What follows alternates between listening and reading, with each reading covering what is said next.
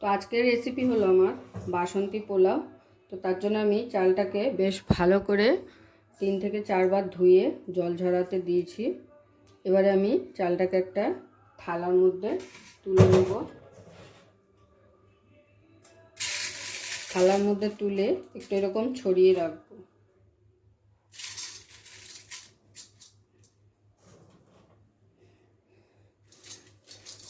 আমি এখানে গোবিন্দভোগ চাল 1 কেজি নিয়েছি। 1 কেজি চাল দিয়ে আজকে বাসন্তী পোলাওটা করব। চালটাকে আমি তুলে থালায় ঝরা দিয়ে দিয়েছি। এরপরে করব, একটা বাটি নিয়ে নিয়েছি। বাটিটার মধ্যে আমি ঘিটাকে লিকুইড করে নেব।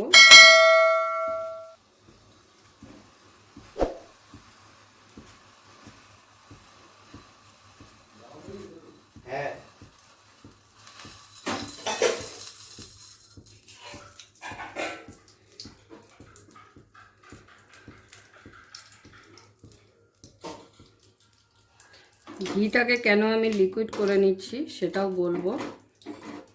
যেহেতু আমি 1 কেজি চাল নিয়েছি, তো সেই জন্য এখানে আমি 4 চামচ ঘি দিয়ে দিলাম।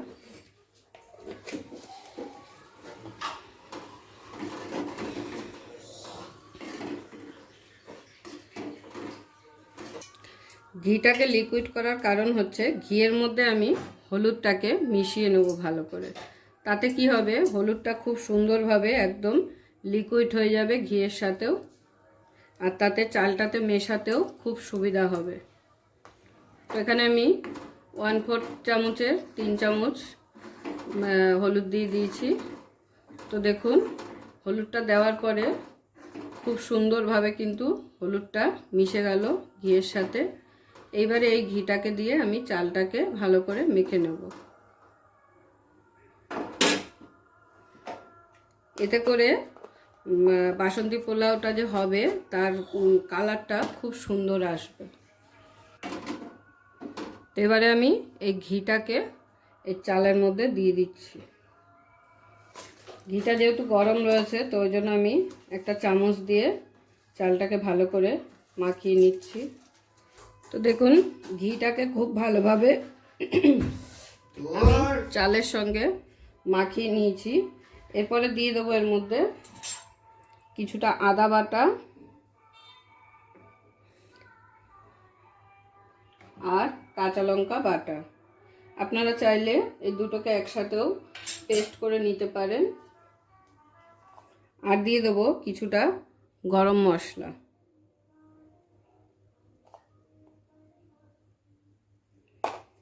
এবারে সবগুলোকে আবারও একসাথে ভালো করে একটু মাখিয়ে নিতে হবে। তো সব মশলাগুলো আমার মাখিয়ে নেওয়া হয়ে গেছে। এবার আমি এটাকে সাইডে রেখে একটি মশলা রেডি করে দেখাবো আপনাদের।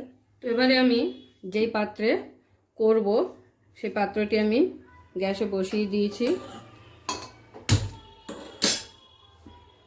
এবারে এর মধ্যে দিয়ে দেবো সাদা তেল। আপনারা চাইলে ঘিও ব্যবহার করতে পারেন, আমি এখানে সাদা তেলই দিচ্ছি। তেলটা হালকা কুসুম গরম হয়ে গেলে তেলের মধ্যে দিয়ে দিতে হবে 2টো তেজপাতা,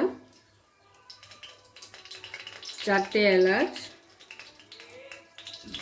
5 থেকে 6টা লবঙ্গ, আর দিয়ে দেব দারচিনি। সব ফোড়নগুলোকে ভালো করে একটু কিছুক্ষণ নেড়ে চেড়ে নেব, যতক্ষণে না সুন্দর ফ্লেভার বেরাচ্ছে। গোটা গরম মশলার ফ্লেভারটা বেরিয়ে গেছে, ঠিক এই সময় দিয়ে দেবো কাজু বাদাম। কাজু বাদামটাকেও কিছুক্ষণ তেলের মধ্যে একটু ভালো করে ভেজে নিতে হবে। বাদামটাকে কিছুক্ষণ ভেজে নেওয়ার পরে এখানে দিয়ে দিচ্ছি কিশমিশ। তো সবগুলো ভালো করে আমার ভেজে নেওয়া হয়ে গেছে, দেখে বুঝতেই পারছেন। তো এবারে দিয়ে দেবো ম্যারিনেশন করে রাখা রাইসটাকে। দেওয়ার পরে রাইসটাকে ভালো করে সবগুলোর সাথে একবার ভেজে নেব।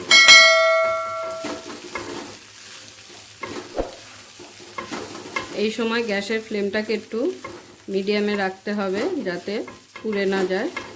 রাইসটাকে ভালো করে একটু নেড়ে নিতে যখন দেখবেন গোবিন্দভোগ রাইসটা দিয়ে সুন্দর একটা ফ্লেভার বেরিয়েছে, তখনই কিন্তু জলটা দিতে হবে। তো আমি 3 থেকে 4 মিনিট ভালো করে রাইসটাকে একটু ভেজে নিলাম। তো রাইসটা থেকে কিন্তু সুন্দর ফ্লেভার বেরানো শুরু হয়ে গেছে। তো এবার আমি এখানে দিয়ে দেবো জল। জলটা কিন্তু খুবই মানে এভাবে দিতে হবে যাতে যেইভাবে আপনারা চালটা দিয়েছেন তো সেই অনুযায়ী জলটাও ব্যবহার করতে হবে।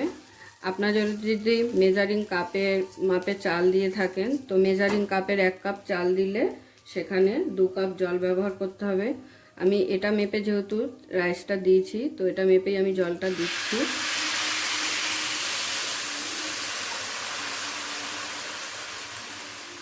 এটা 4 কাপ চাল দিয়েছি, তো সেই জন্য আমি এখানে 8 কাপ জল দিয়ে দেবো।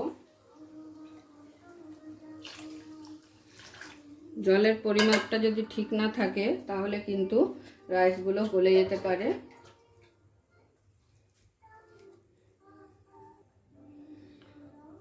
তো জলটা দেওয়ার পরে ভালো করে একটু নেড়ে চেড়ে এবার আমি এখানে মিষ্টিটা দিয়ে দেবো।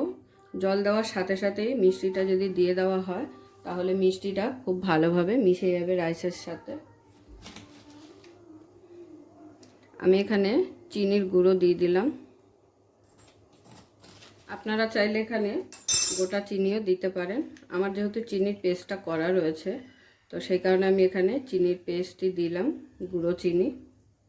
তো এবারে ঢাকা দিয়ে দেবো আমি। আপনাদের যদি ঢাকনাটায় কোনো ছিদ্র থাকে তো সেই ছিদ্রটা কিন্তু বন্ধ করে দিতে হবে যাতে ভাপটা বাইরে বেরিয়ে না যায়। আমার এটাতে যেহেতু কোনো ছিদ্র নেই তো সে কারণে আমাকে বন্ধ করতে হলো না।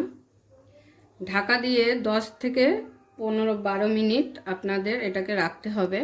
তারপরে 10 থেকে 12 মিনিট পরে ঢাকনাটা খুলে দিয়ে একবার ভালো করে নেড়ে নিতে হবে, যেহেতু মশলাগুলো সাইডে চলে আসবে। তো আমি দেখাচ্ছি, আমি 10 মিনিট পরে ফিরে আসছি। তো এবার আমি ঢাকনাটা খুলে দেখে নিচ্ছি।